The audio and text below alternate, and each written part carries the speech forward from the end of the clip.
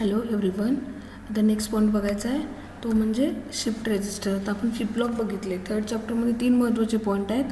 Flip flop, shift register, counter सगळे एकमेकांवर depend आहेत. तर शिफ्ट रेजिस्टर म्हणजे काय? It is nothing but the group of flip flop. आता एक फ्लिप फ्लॉप काय करतोय? एक बीट स्टोअर करतोय. मग ग्रुप ऑफ फ्लिप फ्लॉप काय करणार? N number of bits, N number of group of flip flop असतील तर N number of bits store करणार. बरोबर आहे. Flip flop A group of flip-flop can be used to store a word which is called as register. आता register म्हणजे काय? Number of flip-flop आपण कशासाठी यूज करतोय? एखादा वर्ड काय करायला? सेव्ह करायला किंवा स्टोअर करायला. बरोबर आहे. मग रेजिस्टर म्हणजे काय? आपण डायरी एखादी लिहितो त्यात सगळं माहिती लिहितो ना, तसंच A group of flip-flop can be used to store a word which is called as register. That is the register. मग फ्लिप-फ्लॉप काय करते? एक बीट स्टोअर करते. बरोबर आहे. Flip flop can store one bit information. So an N register has group of N flip-flop is capable of storing any binary information or number containing N bits. म्हणजे काय समजलं तुम्हाला? फ्लिप-फ्लॉप कॅन स्टोअर, एक flip-flop काय करते? एक bit store करतोय. The number of flip-flop काय करणार? नंबर ऑफ बीट स्टोअर करणार.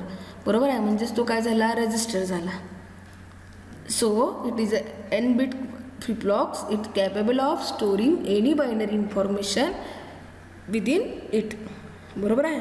A binary data or information in the register can be moved within the register from one flip-flop to other or outside it with the application of clock pulse. म्हणजे आपण एखादा clock pulse apply केला, फ्लिप-फ्लॉपला clock pulse apply केल्याशिवाय तो run होते काय? नाही. म्हणजे क्लॉक पल्स अप्लाय केल्यावर काय होतंय? एक फ्लिप-फ्लॉपमधला डाटा दुसऱ्या फ्लिप-फ्लॉपमध्ये मूव्ह होऊ शकतोय, शिफ्ट होऊ शकतोय. म्हणून या रेजिस्टरला आपण काय म्हटलंय? The register that allows such data transfer are called as shift register. म्हणजे एकातला डाटा दुसऱ्या रेजिस्टरमध्ये ट्रान्सफर होऊ शकतोय, म्हणून याला आपण काय म्हटलंय? Shift register. आलं लक्षात? रेजिस्टर म्हणजे काय? N number of flip-flops are used to store the N number of words किंवा word. It is called as register. मग ग्रुप ऑफ फ्लिप-फ्लॉप आपण काय करणार? ग्रुप ऑफ इन्फॉर्मेशन स्टोअर करायला वापरणार. तर ह्याला शिफ्ट रजिस्टर काय म्हटलं आहे? कारण ह्यातला एक फ्लिप-फ्लॉपमधला डाटा दुसऱ्या फ्लिप-फ्लॉपमध्ये आपण मूव्ह करू शकतोय, त्यामुळे ह्याला काय म्हटले आपण? Shift register. लक्षात? आता टाईप बघायची काय? Serial input, serial output, left shift mode. SISO serial in, serial out, left shift. यामध्ये राईट शिफ्ट पण आहे, आधी लेफ्ट शिफ्ट म्हणजे डावीकडून उजवीकडे काय होणार? डाटा शिफ्ट होत जाणार. बरोबर आहे. आता इथं काय वापरले बघा? 4 फ्लिप-फ्लॉप वापरलेत. बरोबर आहे. D in data input, serial data input. Serially data in व्हायला, सिरियली आउट होणार. येथे लक्षात ठेव काय? क्लॉक पल्स दिलाय. इथे निगेटिव्ह एज दिले. लक्षात येते काय? बबल आणि ॲरो आहे. That is the negative. म्हणजे आता इथं कुठला फ्लिप-फ्लॉप वापरला आहे बघा? डी फ्लिप-फ्लॉप आहे. डी फ्लिप-फ्लॉपचं काय वैशिष्ट्य आहे? डी फ्लिप-फ्लॉप काय करते? Follows the input D. म्हणजे त्याला 0 इनपुट मिळालं तर आउटपुट 0 देते, 1 इनपुट मिळालं तर आउटपुट 1 देते. जे इनपुट देते तेच त्या आउटपुटला ट्रान्सफर करते. दॅट इज द डी फ्लिप-फ्लॉपचं हे वैशिष्ट्य आहे. बरोबर आहे. मग आता 4 डी फ्लिप-फ्लॉप वापरल्यात. Serial in, serial out, left shift mode. लेफ्टकडून होणार 1 2 3 4. बरोबर आहे. आता बघा ट्रूथ टेबल बघा, त्याच्यावर लक्षात येईल तुमच्या. इथं काय लिहिलंय मी? Q3, Q2, Q1 आणि Q0. बरोबर आहे का नाही? तर Q0 आहे, Q1, Q2, Q3. लेफ्ट कटून बघा. आता serial input D in is equal to D0 पहिल्यांदा. मग इनिशियली काय आहे? सगळ्या फ्लिप-फ्लॉपमध्ये इनिशियली 0 0 0 0 आहे असं समजूया आपण. ठीक आहे. Initially Q3, Q2, Q1, Q0 is nothing but 0 0 0 0. When MSB bit of number applied to D in, then D0 is equal to 1. सुरुवातीला काय आहे? ह्या 4 ह्याच्यामध्ये 0 0 आहे असं समजा. जेव्हा मी डी इन 1 अप्लाय करणार, म्हणजे D0ला मी काय देणार? 1 देणार. तेव्हा काय होणार? ह्याचं आउटपुट काय येणार? 1 आलं का नाही? Q0चं आउटपुट 1 झालं. बरोबर आहे. त्याच्यातला जो इथला 0 डाटा होता तो ह्याला मिळाला, त्यामुळे D1 0 झालं. ह्याचं आउटपुट काय झालं? मग 0. ह्याचा जो आधीचा 0 होता तो ह्याला मिळाला, ह्याचं आउटपुट 0 झालं. ह्याचा आधीचा जो 0 होता तो ह्याला मिळाला, ह्याचा आउटपुट 0 झालं. म्हणजे आता आपल्याला आउटपुट काय मिळालं 0 0 0 1. So the first clock pulse at the following edge काय होणार Q0 is equal to 1. The flip flop 1 is set and store in the register. When second bit apply to D in, then D in is equal to 1. आता मी काय करणार बघा, first तर काय झालं 0 0 0 1 झाला. तर सेकंड मी ह्याला 1 अप्लाय केलं काय होणार, ह्याचा जो आधीचा 1 होता तो ह्याला मिळाला, त्यामुळे ह्याचा आउटपुट काय होणार 1 येणार. ह्याचा आउटपुट 1 अप्लाय केल्यामुळे 1च येणार. ह्याचा जो पहिला 0 होता तो ह्याला मिळाला 0 होणार, आणि ह्याचा पहिला होता तो 0. म्हणजे सेकंडला काय मिळालं मला 0 0 1 1. आता थर्ड अप्लाय केल्यावर मी काय झालं 0 1 1 1, आणि फोर्थ अप्लाय केल्यावर काय झालं 1 1 1 1. म्हणजे बघा, when second bit applied to D in, then D in equal to 1 and second falling edge of clock pulse flip flop 2 is set. आता दुसरा फ्लिप फ्लॉप सेकंड बीटला सेट झाला, बरोबर आहे. and stored word changes to 0 0 1 1. After applying third clock pulse कसं झाला, third flip flop set झाला आणि आपलं आउटपुट काय झालं 0 1 1 1. आणि फोर्थ क्लॉक पल्स अप्लाय केल्यावर काय झालं 1 1 1. म्हणजे अशा प्रकारे काय झालं, आपला चारही फ्लिप फ्लॉपमध्ये आपल्याला शेवटला आउटपुट काय मिळालं 1 1 1 1. 0 0 0 इनिशियली होतं, लास्टला 1 1 1 मिळालं लेफ्ट शिफ्ट मोड. आता हे जी वेवफॉर्म काढले बघा, हे क्लॉक पल्स आहेत, 4 क्लॉक पल्स अप्लाय केलं. डी इन हा 1च आहे प्रत्येक वेळेला, बरोबर आहे. मग पहिल्या क्लॉक पल्सला काय झालं Q0 1 झाला, पहिला फ्लिप फ्लॉप सेट झाला. दुसऱ्या क्लॉक पल्सला काय झालं, दुसरा फ्लिप फ्लॉप सेट झाला. तिसऱ्या क्लॉक पल्सला काय झालं, तिसरा फ्लिप फ्लॉप सेट झाला. आणि चौथ्या क्लॉक पल्सला काय झाला, चौथा फ्लिप फ्लॉप सेट झाला. म्हणजे तुम्हाला जर SISO लेफ्ट शिफ्ट विचारलं तर तुम्हाला हे तिन्ही काढायचे गरजेचं आहे. ही डायग्रॅम प्लस हे ट्रूथ टेबल, थोडंफार इन्फॉर्मेशन, वेवफॉर्म. आता असंच आहे, फक्त सिरियल इन सिरियल आउट आहे, फक्त शिफ्ट राईट मोड. म्हणजे तर राईटकडनं लेफ्टला शिफ्ट होणार. बघा आता इथं बघा D3 D2 D1 D0 मगासारखंच आहे, फक्त डाटा. आता इथं बघा क्लॉक पल्स इथं अप्लाय केला निगेटिव्ह एजलाच हे अप्लाय होणार, बरोबर आहे की नाही. म्हणून आपण इथं निगेटिव्ह एजला काढलेलं, येते का लक्षात. निगेटिव्ह एजला इथं फ्लिप फ्लॉप सेट झाला आहे, पॉझिटिव्हला काढलेलं नाही, कारण निगेटिव्ह एज अप्लाय झाल्यावर ते झालेलं आहे, बरोबर आहे. आता बघा पहिला काय होणार इथं, तर बघा D3 equal to D3, D in equal to D3, Q3 equal to DT, Q2 equal to D1, Q1 equal to D0, आणि इथं Q0 एकटाच आहे आणि शेवट आहे. आता इनिशियली काय असणार आहे, अगेन 0 0 0 0. इनिशियली 0 0 आहे.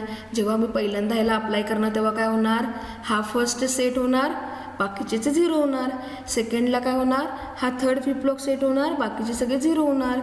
थर्ड क्लॉक पल्स अप्लाय केल्यानंतर परत 1 अप्लाय केल्यावर काय होणार, सेकंड फ्लिप फ्लॉप सेट होणार, आणि लास्टचं 1 अप्लाय केल्यावर काय होणार, फर्स्ट फ्लिप फ्लॉप सेट होणार. असं राईट शिफ्ट होत आपले 4ही फ्लिप फ्लॉप सेट होणार. दिस इज अ वेवफॉर्म. आता बघा हे परत वेवफॉर्म काढली, डी इन काढलं बघा, पहिल्या याला Q3 सेट झाला, फ्लिप फ्लॉप फोर्थ, नंतर Q2 फ्लिप फ्लॉप 3 सेट झाला, फ्लिप फ्लॉप 2 सेट झाला, फ्लिप फ्लॉप 1 सेट झाला. मग ह्याचं ॲप्लिकेशन आहेत बघा. Transmission of data takes place from one place to another in serial manner. For long distance communication where the distance are in kilometer, serial communication has an advantage that only one conductor is required to be used. This is the applications. आता हे बघा serial in parallel out. आता कसं आपण serial in serial out केलं म्हणजे data serially load होत गेला आणि सिरियलीच मिळाला आपल्याला शेवट. आता इथं कसं आहे, सिरियली लोड होणार पण पॅरलल एकदम मला डाटा मिळणार. तो कसा काय बघा, in this operation the data enter in serially and taken out parallelly. Parallelly म्हणजे एकदम मला 4 बीट मिळणार. डाटा लोड होताना कसं होणार, बीट बाय बीट लोड होणार. आणि 4ही फ्लिप फ्लॉपमध्ये जेव्हा डाटा लोड होतोय तेव्हा चौथ्या फ्लिप पल्सला काय मिळणार, 4ही डाटा मला एकदम बाहेर पडणार. पॅरलली आउटपुट, त्याला म्हणायचं पॅरलली आउटपुट. बघा आता, in this operation the data enter serially and taken out parallelly. First data is loaded bit by bit, म्हणजे प्रत्येक बीट वाईज डाटा लोड होतोय. The output is disable as long as loading takes place. म्हणजे आपल्याला जोपर्यंत पूर्ण 4ही फ्लिप फ्लॉपमध्ये डाटा काहीतरी लोड होत नाही, स्टोअर होत नाही, तोपर्यंत आउटपुट डिस्प्ले होत नाही. As soon as the loading is complete, जेव्हा 4ही फ्लिप फ्लॉपमध्ये काहीतरी डाटा असतोय तेव्हा काय होणार, द आउटपुट एनेबल होणार आणि आपल्याला लोडेड आउटपुट आपल्याला मिळणार. बरोबर आहे बघा. As soon as the loading is complete all the flip flops contain their required data, the output is enabled so that all the loaded data is made available over all the outputs lines simultaneously. व number of clock pulses किती लागणार याला 4 load व्हायला आणि शेवटचं जेव्हा load होते तेव्हा आपल्याला पॅरलली आउटपुट मिळणार. काय होणार बघा, प्रत्येक फ्लिप फ्लॉपमध्ये त्याचा रिक्वायर्ड डाटा यूज होईपर्यंत आउटपुट आपले डिसेबल राहणार. ज्या चौथ्या पल्सला आपल्याला प्रत्येकाला रिक्वायर्ड डाटा मिळेल, कारण सिरियली आता पहिल्यांदा ह्याला रिक्वायर्ड डाटा मिळणार, मग हा इकडे ह्याला ट्रान्सफर करणार, हा ह्याला ट्रान्सफर करणार, हा ह्याला ट्रान्सफर करणार. चारही फ्लिप फ्लॉपमध्ये त्यांचा रिक्वायर्ड डाटा असल्यामुळे काय होणार, जेव्हा त्याच्या प्रत्येक फ्लिप फ्लॉपकडे काहीतरी डाटा असतोय, शेवटच्या बीटला काय होणार, चारही आपल्याला आउटपुट इथं पॅरलली म्हणजे एकदम आपल्याला इथं डिस्प्ले होणार. That is the serial in parallel out. Next काय बघा, पॅरलल इन सिरियल आउट म्हणजे डाटा लोड होताना लगेच होणार, डायरेक्ट होणार, पण आउट होताना काय होणार, serially bit by bit out होणार. इथं काय केलं बघा, शिफ्ट स्लॅश लोड, हे बार आहे, लोड बार आहे. इथं बघा B0 आहे, B1 डाटा इकडे गेला आहे, B2 गेला आहे, B3 गेला आहे. हे कसं केलं रे, थ्रू कॉम्बिनेशनल सर्किट केलं. इथे एक अँड गेट आहे, इथे एक अँड गेट आहे, इथं अँड आहे, अँड आहे, इथं अँड आहे, आणि या दोघांचं मिळून इथं काय केले, ऑरिंग केले आणि मग ह्याला शिफ्ट केले. बरोबर आहे बघा. ह्याचा आउटपुट ह्याला कनेक्ट केलं आहे थ्रू कॉम्बिनेशनल सर्किट, Q1 ह्याला कनेक्ट केलं आहे थ्रू कॉम्बिनेशनल सर्किट, Q2 D3ला कनेक्ट केलं आहे through combinational circuit. Negative edge दिलेली आहे. शिफ्ट प्लस लोड इथे 2 ऑपरेशन आहेत. काय बघा, the circuit shows parallel in serial out shift register. Output of previous flip flop is connected to input of next via the combinational circuit. बघा, output of previous flip flop is connected to input of next flip flop via this combinational circuit. आधीच्या flip फ्लॉपचं output पुढच्या flip फ्लॉपला connect केले via this combinational circuit. बरोबर आहे. आता बघा, the binary input word B0, B1, B2, B3 is applied to combinational circuit. हे बघा, B0, B1, B2 हे कसं केलं आहे, अप्लाय थ्रू कॉम्बिनेशनल सर्किट इथं आपण अप्लाय केलेलं आहे. एक मिनटं. नेक्स्ट बघा, there are 2 modes in which circuit can work, shift mode or load mode. Shift mode or load मोड, एका ह्याच्यात शिफ्ट होणार आणि एका ह्याच्यात डाटा काय होणार, लोडिंग होणार. बरोबर आहे. आता बघूया लोड मोड काय आहे बघूया. When shift slash load bar आहे, हे line is low 0 then and gate. आता बघा, हे बघा, शिफ्ट स्लॅश लोड बार म्हणजे काय होणार, जेव्हा ह्याला 0 देणार तेव्हा काय होणार, हा लोडिंगचा डाटा ऑन होणार, कारण लोड बार हा ॲक्टिव्ह लो आहे. 0 दिल्यावर हा 1 होणार आणि हा 0 दिल्यावर 0च राहणार. बरोबर आहे की नाही. आणि जेव्हा ह्याला 1 देतो तेव्हा हा शिफ्टिंग होणार, पण लोडिंग काय होणार, 0 होणार, कारण 1 दिल्यामुळे ह्याचं 0 झालं.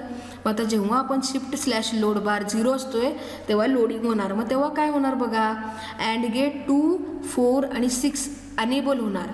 बघा, ह्याला काय मिळणार, 0 म्हटलं इथं 1 मिळणार, इथं 1 मिळणार, इथं 1 मिळणार, म्हणजे अँड गेट 2, 4, 6 काय होणार, अनेबल होणार. बघा इथं काय लिहिलं आहे, when shift slash load line is low then and gate 2, 4 becomes active, they will pass B1, B2, B3 and B4 bit corresponding to flip flop. One low going edge of clock, the binary input B0, B1, B2 is loaded into the corresponding flip flop. So parallel loading takes place. काय होणार बघा, ह्याला 2 मोड आहेत, shift slash load बार.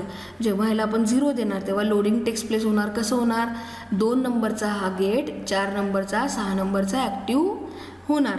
त्यामुळे काय होणार, B1, B2, B3, B0 प्रत्येक flip फ्लॉपमध्ये सायमल्टेनियसली जेव्हा एकच इनपुट आपण एकच पल्स निगेटिव्ह एज देतोय, कारण त्यांना सगळ्यांना गेलंय बघा. बरोबर आहे की नाही, एकदाच गेल्या इथे सगळ्यांना गेले का, एकच पल्स लिखवायला आहे, सगळ्यांना काय गेले, क्लॉक पल्स गेलेला आहे. मग जेव्हा एक मी निगेटिव्ह पल्स देणार तेव्हा काय होणार, हा इथं 1 दिल्यामुळे हा ॲक्टिव्ह होणार आणि ह्याच्यात करस्पॉन्डिंग डाटा मला काय भरायचं आहे ते मी भरू शकतो आहे. मला इथं 1 द्यायचं तर मी 1 देणार, 1 0 1 0 मला अप्लाय करायचं आहे, मला आउटपुटला पाहिजे कुठल्या तरी ॲप्लिकेशनला, तर मी इथं 0 अप्लाय करणार, इथं 0 करणार, इथं 0 करणार. बरोबर आहे. मग तो करस्पॉन्डिंग डाटा इथं फ्लिप फ्लॉपमध्ये जाणार, म्हणजे एकच पल्स लागणार प्रत्येक फ्लिप फ्लॉपमध्ये डाटा स्टोअर व्हायला. इथं झालं लोडिंग. आता शिफ्ट कसं होते बघा, when shift slash load line is high, the and gate 2 6 becomes active, hence parallel loading takes data, parallel loading of data becomes impossible, बरोबर आहे. But and gate 1 3 5 becomes active. The shifting of data from left to right bit by bit application of clock pulse. आता काय होणार बघा, आता shift slash load bar आहे की नाही, आता हा काय मी 1 करणार, त्यामुळे काय होणार, इथे 0 होणार, त्यामुळे लोडिंग पूर्ण बंद होणार. आता शिफ्टिंग सुरू होणार. कसं शिफ्टिंग सुरू होणार बघा, 1 3 आणि 5 गेट आहेत ते ॲक्टिव्ह किंवा ते ॲक्टिव्ह होणार, बरोबर आहे. त्यामुळे काय होणार बघा, इथं जो डाटा आहे तो इकडे जाणार, इथला जो डाटा आहे तो इकडे शिफ्ट होणार, इथला जो डाटा इकडे शिफ्ट होणार, आणि इथला आहे तो पहिल्यांदा पॅरलली आउट होणार, सिरियली आउट होणार. म्हणजे पहिला हा डाटा मला मिळणार, त्यानंतर हा शिफ्ट होऊन इकडचा डाटा इकडे जाणार, मग हा मिळणार. म्हणजे मला डाटा आउटपुटला मिळताना कसं मिळणार, सिरियली मिळणार, पण लोड कसा झाला, पॅरलली. एकदम लोड झालं की नाही. ह्यात आपण काय काय बघितलं बघा, जेव्हा शिफ्ट स्लॅश लोड बार 0 असते तेव्हा लोडिंग होणार B1 B2 B3 मध्ये, जो आपण डाटा देणार तो इथे एंटर होणार. कशामुळं, अँड गेट 2 4 6 ॲक्टिव्ह होणार. जेव्हा शिफ्ट स्लॅश लोड बार 1 असणार तेव्हा काय होणार, लोडिंग पूर्णपणे बंद होणार, 1 3 5 ॲक्टिव्ह हाय होणार, आणि सिरियली डाटा काय होणार, आउट होणार. म्हणून याला नाव काय दिले, पॅरलल इन सिरियल आउट मोड. आता लास्टला बघा,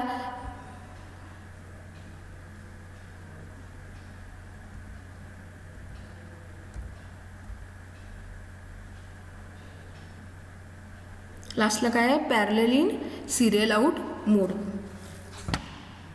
एक मिनिट,